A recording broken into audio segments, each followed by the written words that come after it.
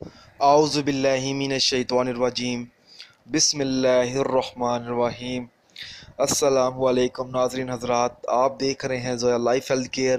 ناظرین، آج ہم اس ویڈیو میں آپ کو ایک ایسا وظیفہ بتائیں گے۔ اگر کوئی ایسی عورت ہے جس کے گھر والے اس کو تنگ کرتے ہوں، شوہر کے گھر والے، تو یہ جو آج میں آپ لوگوں کو ایک وظیفہ بتاؤں گا، یہ ایک عورت کا بتایا ہوا وظیفہ ہے۔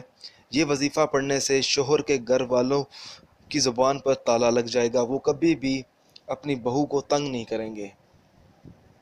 ناظرین، یہ وظیفے کی اجازت بالکل عام ہے اور یہ وظیفہ صرف ضرورت مند لوگوں کے لیے ہے۔ آپ کو مجھ سے یا کسی اور سے اجازت لینے کی کوئی ضرورت نہیں ہے، آپ یہ وظیفہ پڑھ سکتی ہیں۔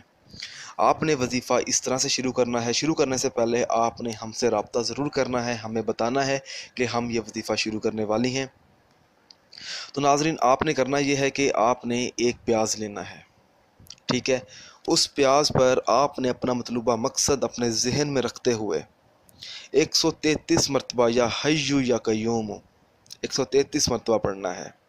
پھر آپ نے 3 بار دعائے جمیلہ پڑھنی ہے۔ دعائے جمیلہ پڑھنے کے بعد آپ نے 40 بار سورۃ فاتحہ پڑھنی ہے۔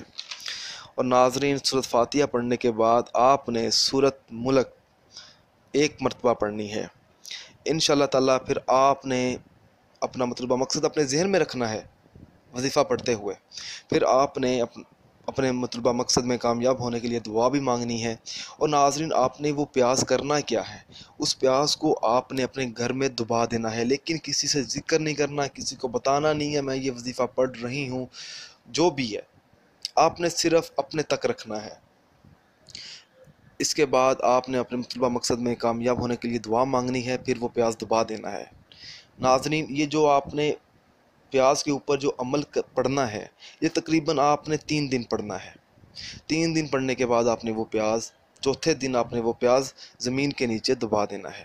اگر آپ اس ویڈیو کے متعلق کوئی سوال پوچھنا چاہتی ہیں یا کوئی ایسا وظیفہ ہے جس کی آپ کو سمجھ نہ آ رہی ہو، تو آپ مجھے اس ویڈیو کے نیچے کمنٹ کر سکتی ہیں۔